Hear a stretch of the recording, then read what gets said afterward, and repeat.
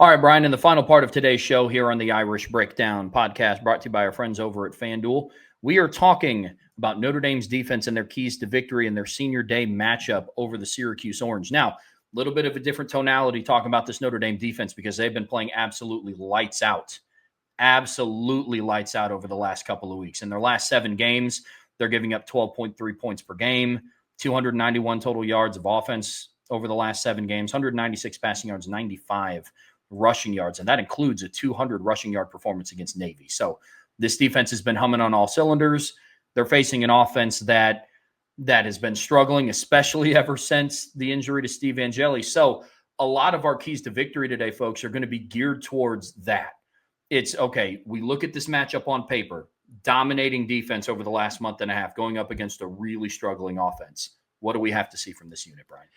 Yeah, I mean, we'll get into specifics 1, 2, 3, and 4, but at the end of the day, Trevor, a lot of this just comes down to, again, keep doing what you're doing. I mean, like on offense, it's a lot of, hey, you're close, but improve here, and here. You're showing flashes, but need to see more consistency here, and here. When you look at the defense, Trevor, it really has been about, you've been pretty dominant, pretty consistently. And outside of, I'll just even say just 3 blown coverages against USC. The last 6 weeks, you've been as good as any defense in college football. And even in that game against USC, I mean, you held USC to one of their lowest outputs of the season. I mean, I think it was their lowest scoring output of the season. It was one of their lower, I think it was their lowest offensive output at the time. It's still their second lowest yards per play output of the season, and that was with all those blown coverages in there. I mean, Notre Dame on defense has been absolutely lights out for a while now. I mean, you held Boise to 315 yards, 4.4 yards per play. NC State went for 233, 3.95 yards per play. We talked about USC. Their last 3 opponents, BC, Navy, and Pitt, went for 281, 228, 219. The Navy statistic is interesting because Notre Dame held them to 228 yards of total offense. Navy on the season is averaging 308.2 rushing yards. And you held them to 228 total yards. They're also averaging 140 passing yards. That is one of the better offenses in college football, no matter how much people want to think about it. And then there's this notion that, well, they're beating up on bad teams. And my answer is, just because a team isn't good doesn't mean an offense isn't good. And when you look at what Notre Dame has done in recent weeks, just looking at it, first of all, from a raw scoring standpoint in this stretch, they have held the number 10 offense and scoring offense in the country to 24 points, which is 13 below their season scoring average. They held the number, let's see here. So you've got Arkansas, the number 25 scoring offense in the country, a team that averages 34 points a game. You held them to 13. You held Navy, the number 33 scoring offense in the country, at 32.9 points per game, to 20 points below their scoring average.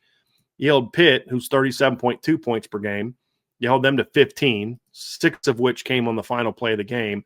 Another 7 came from their defense, and 3 of their points came on a field goal drive that started at 12.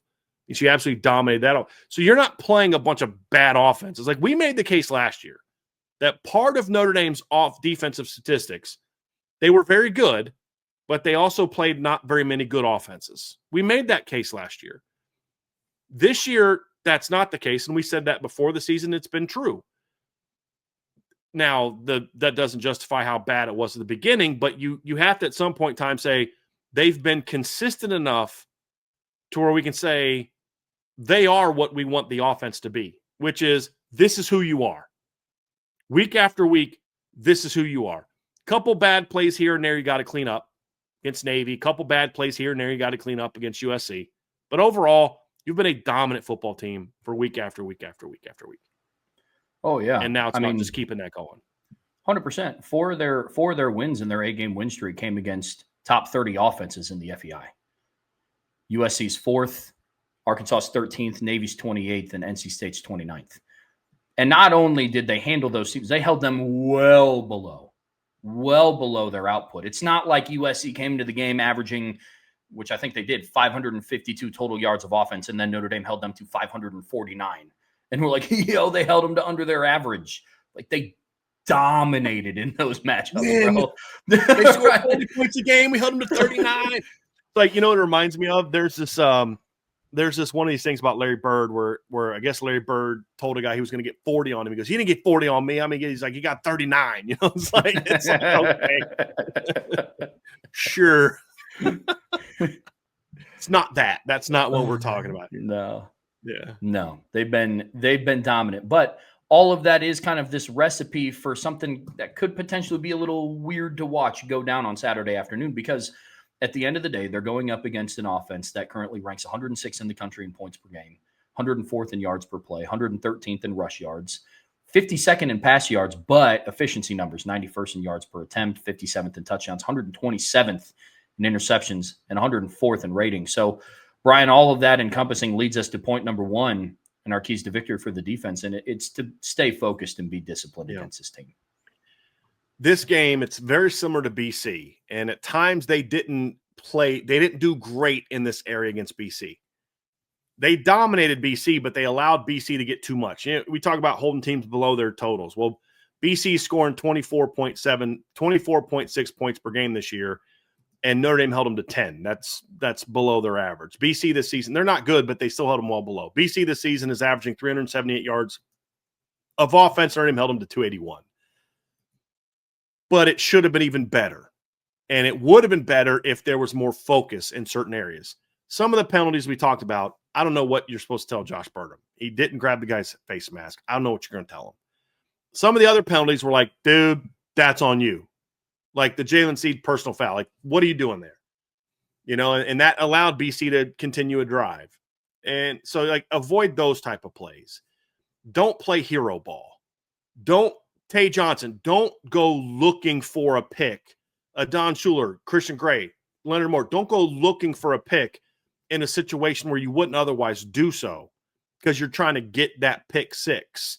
If that comes to you within the framework of the defense, great, just like we saw last week.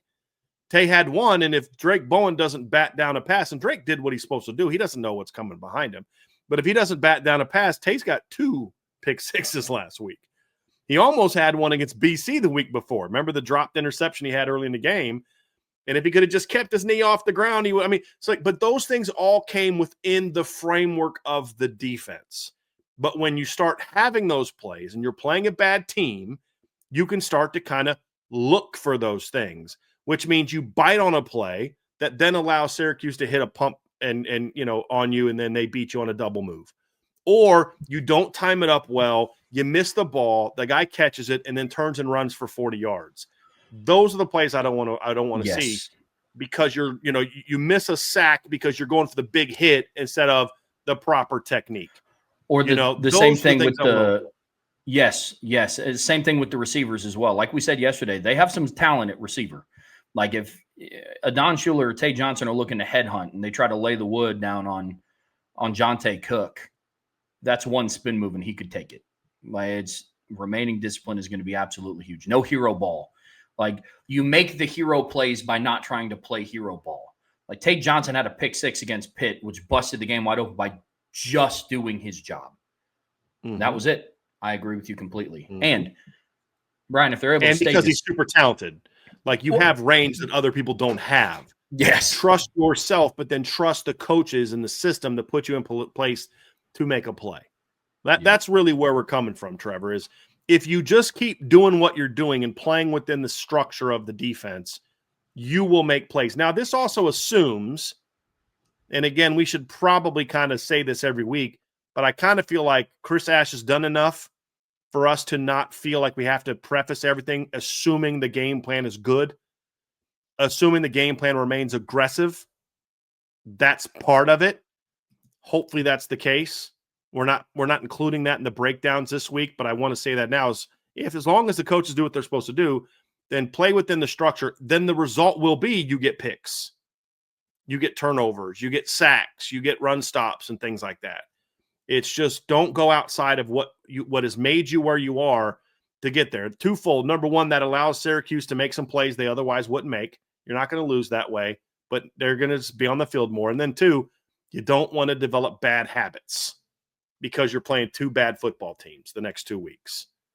And that's a big, I've seen that, Trevor. I mean, look, especially when you coach at like the 1AA and Division III level, like I coached at, there tends to be a wider variance from the best teams and the worst teams in each league.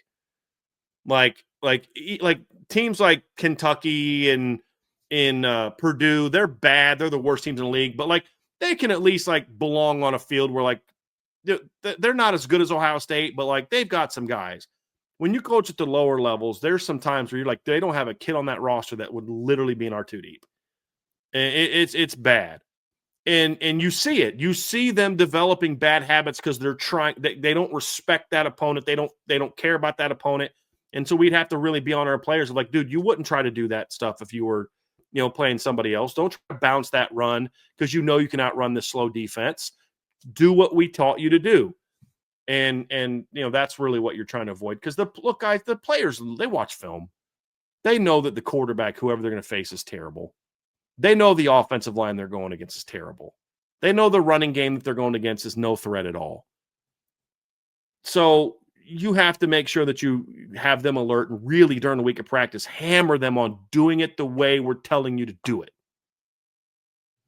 And it's going to go a long way to the conversation we had yesterday about the maturity of this football team, because they were looking for that big play against Boston College. Have they learned their lesson from that outing? And are they going to really put it together in this one? Now, if they do, that leads us into key number 2, which I think is really important in this matchup as well. And that's putting Syracuse away early. Look, no way around it. They absolutely have the ability to. Right now on FanDuel, Notre Dame they're favored by 21 points in the first half. Like, they're expected to take at least a 21-point lead into halftime. And if they're able to do some of these things, then I think that's absolutely going to be a viable option. Some of this also feeds into, this is a common opponent with Miami. Miami took a 14-0 lead into halftime.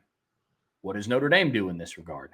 And then, of course, also, like, not as important to the key to victory, but that does also give some of your inexperienced players some time. Get Jadon Blair in the game. It is senior day.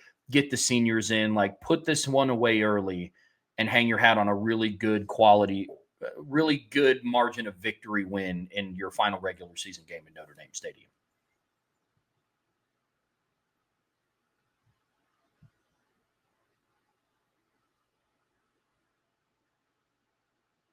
You want to make a statement.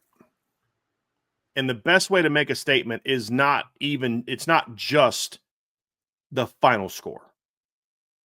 Because as we've seen, this committee doesn't just look at box scores. As much as the media doesn't want to admit it, they don't just look at box scores. They watch games. They're especially watching games now, late in the season. It's not that Notre Dame beat Pitt by 22 that was necessarily the impressive thing. It's that game was just very clearly, very early on, you have no chance in this football game. Like, none. I don't care. The final score of the Arkansas game was 56-13. Anyone that watched that game knew that Notre Dame called off the dogs in a big, big way in that game. It was 42-13 at halftime. You want to make sure that you're going into this game at halftime where it's very obvious to everyone that, like, this team is absolutely destroying Syracuse. You don't want to let Syracuse get any confidence in going in this game. And then in the second half, it'd be very awesome if you could not only get some of your seniors some work, because actually that's not a long list of guys for Notre Dame. I mean, I want to get Kobe Onyuke some action. He's going to be in senior day, I believe, on Saturday. He's a walk-on you have a lot of respect for. Charles Dew, some of those guys I think are seniors. But I also want to get some young guys some playing time. I want to get Jadon Blair on the field. I want to get some snaps for Dallas Golden and Cree Thomas and Mark Zachary. I want to get Mad Faramo some snaps. I want to get Bodie Cahoon some snaps. I want to get Chris Burgess some snaps. Some of those young guys who are now at the point where they can safely play the last 2 games and not have to worry about eligibility.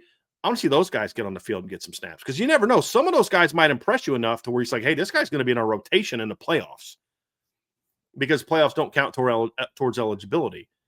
So I'd like to see those things from the defense as well. And the only way you do that is to just not toy with this team. Just put them away early. Let them know right now, you guys, you don't have a chance. So we're just going to annihilate you. And then 1 and 2 kind of tie together in that regard. Well, and if they are going to put this one away early, we get into the conversation of how they're going to do that, Brian. And that leads us into our third key to victory, and that's shutting down the run game. And that's something that Notre Dame has done an exceptional job of so far this season, really, over the course of the year. Especially, like I said, in their last 7 games, they're holding teams to an average of 95 rush yards a game, and that's factoring in the 200-yard rushing performance Navy had. This has been a dominant run defense. Which was over 100 yards below their season average. Correct. By Correct. the way. So even in the game, that big picture, you look at numbers, they gave up 200 rushing yards on the ground. It was still significantly below what they average on the ground. And then they're going up against the Syracuse rushing offense that we said, yes, passing offense took a hit. Points per game took a hit when Steve Angeli went down. Their rushing offense is just what it was all year. Right now, they're averaging 3.4 yards a carry. They have 10 rushing touchdowns on the season. They only have 8 runs of 20 yards or longer. Most meaningful categories are ranking outside of the top 100 in rushing. But Notre Dame has to now cement that and make sure that, they don't find some big plays in this one. They have to really be, and again, it goes back to point 1 and point 2. Shutting down the run game is going to be huge in this one. Yeah, if you took Navy's data out of the conversation and just looked at how Notre Dame has performed against the traditional offenses, they're giving up 87.4 rushing yards per game, which would rank them 7th in college football. Like, that's impressive. And look, I've had a lot of frustrations this season with Chris Ash. The improved run defense came early, even before the overall change happened. The run defense was clearly better, really from second half of Miami on. It was obvious they were just going to be a better run defense. And as they started letting the linebackers be more aggressive, they got even better and better and better stopping the run. I mean, they've been an absolutely dominant rushing team for a while. They gave up 66 to Purdue, 158 to Arkansas. 54 of that was on a blown, quarterback keep play. Held Boise to 100. NC State, USC, Boston College went for 51, 68, and 12. They gave up the 206 to Navy. As we pointed out, Navy right now in the season leads all of college football in rushing offense at 308.2 yards per game. And they're at 6.4 yards per carry. They were at 206 and 4.6 against Notre Dame. And then obviously Pitt, they held to 70 yards on 25 carries. And a good chunk of that came on scrambles. So you need to continue being that. And this goes back to the developing good habits. But then the other part of it is they're starting is he a true freshman? The kid's a true freshman, right? Their quarterback, the walk-on? Yes.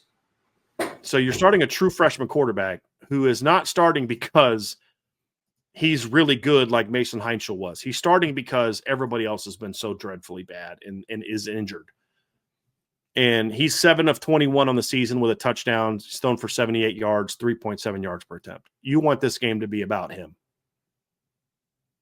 You do. Look, Syracuse has been bad running the football.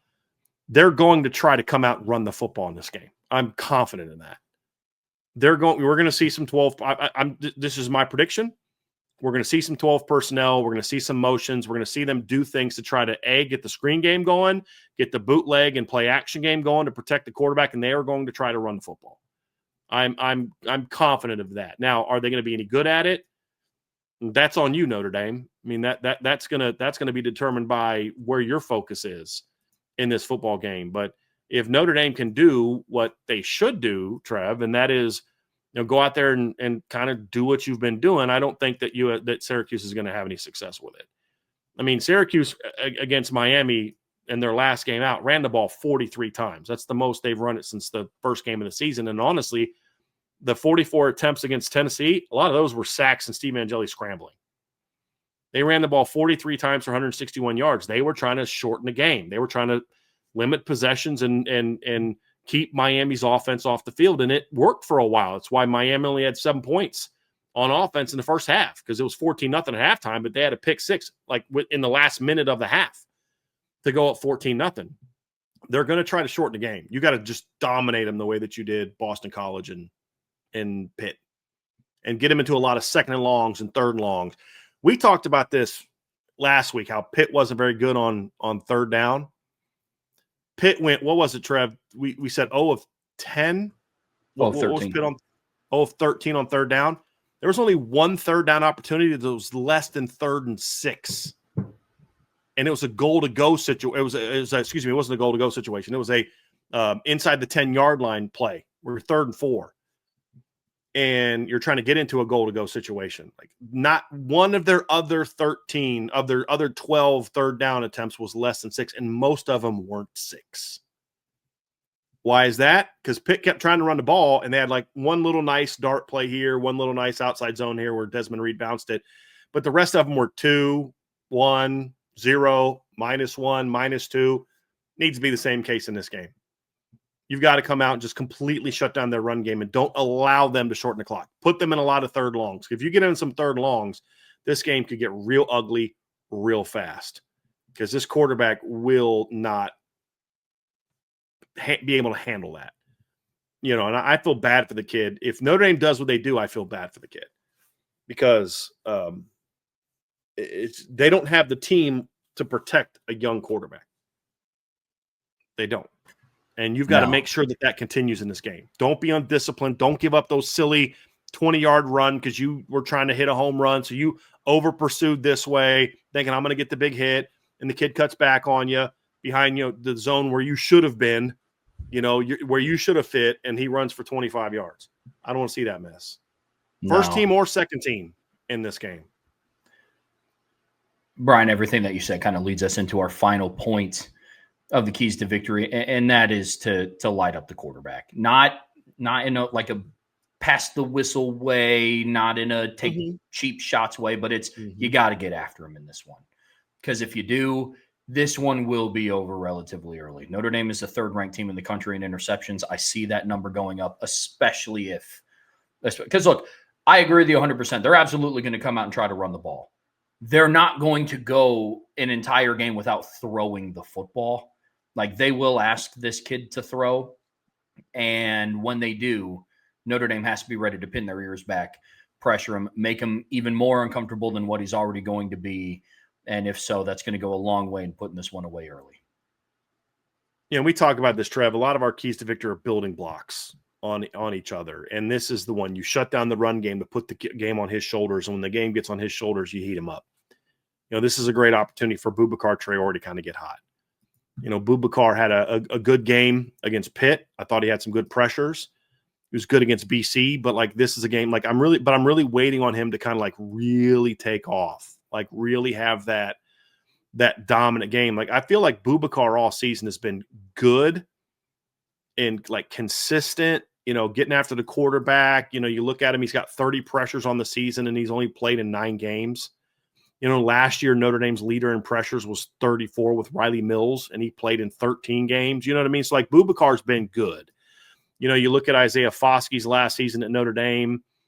He had 32 pressures that season in 13 games. Or that was his, not his last, was 22 was his last season. That was the year he had the breakout year. And then his last season, he had 33 pressures on the season in 12 games. Boubacar 9 games is at 30 pressures. He's got 13 hits plus sacks in a quarterback, which obviously leads the defense. If you look at last year, Trev, let me find it here. You had 13. Riley Mills led the team with 13 sacks plus hits on the quarterback and earned second-team All-American honors, and that he did that in 13 games. Boubacar's done that in 9. So I don't want to act like Boubacar hasn't been playing well. The scary thing is that there's another level for Boubacar. That's what I'm getting at. And this is the kind of game where you could see something like that. I want to see Josh Burnham continue to feast. I want to see the interior guys. I want to see Jared Dawson, kind of get his pass rushing groove back a little bit. And that's part of it. So the pass rush is part of it. The other part of it is kind of what you did last week. Chris Ash used one of his most, I don't say provocative, but just just really complex blitz structures that he's used all year. They were doing things last week that I bet you $100, Trevor. I bet you a Polito's pizza next time you're in town. That if they were playing a third-year starter at quarterback, they would not have done half of the stuff they did. And that's not a criticism. That's, hey, we know who we're playing. We're going to do some things that a veteran might recognize, but this young kid won't, and we can bait him into some mistakes. That's not bad coaching. That's actually good coaching. Because then if you are playing a veteran, you aren't going to take some of those chances because you know he's going to be able to set the protection and find the soft spot, and he's going to beat you with it, right? So that's what I mean by that. And you also knew the offensive line was going to struggle. So I want to see more of that this game because this kid's not even as good as last week. The worst thing that could happen in this game is Notre Dame's playing a bad opponent, and they just kind of sit back and say, we're just better than you. We're going to keep everything in front of us and go at it like they did early in the year. I do not want to see that mess. I want to see Chris Ash say we're going after this team. Their line's not very good. Their run back game's not very good. Their quarterback's not very good. We're going to heat them up. Sometimes that's a 4-man pass rush. You know, you bring a bunch and then you zone fire and you drop 3 and the kid throws the ball right into, you know, Bubakar's chest or something like that, or throws it right into Burnham's chest or right into Drake Bowen or Jaden Osborne or Kingston's chest, right? Because he thought he was going to get something and you confused him. It's all part of it. But it's all meant to physically and mentally get on him. Get him off of his game, have him thrown off of his back foot. That's when you're going to get a bunch of turnovers and really put this game away. But Syracuse will try to run the clock. They will try.